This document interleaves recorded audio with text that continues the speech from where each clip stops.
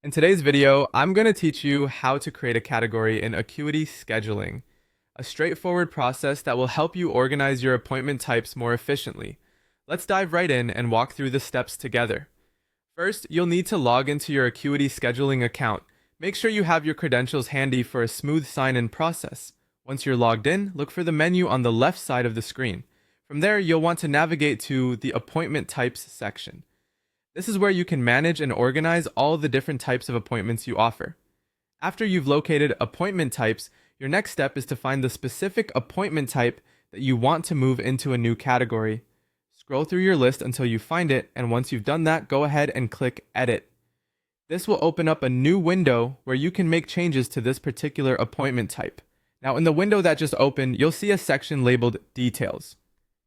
It's crucial to scroll down until you reach this part of the page because it's where the magic happens.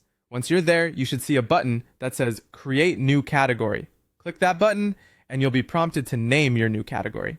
Here's a tip. Choose a name that's intuitive and makes sense for how you plan to organize your appointments.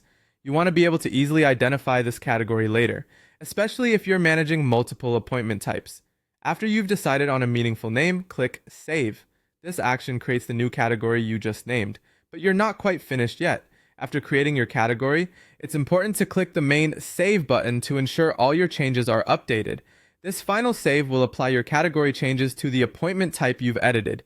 And there you have it. You've successfully created a new category within Acuity Scheduling, making it easier to manage and find your appointment types in the future. By following these steps, you can ensure your scheduling system is as organized and efficient as possible. Remember, adding categories is a great way to tidy up a cluttered list of appointment types and make everything easier to navigate. This small organizational task can save time and improve your workflow, whether you're a solo entrepreneur or managing a team.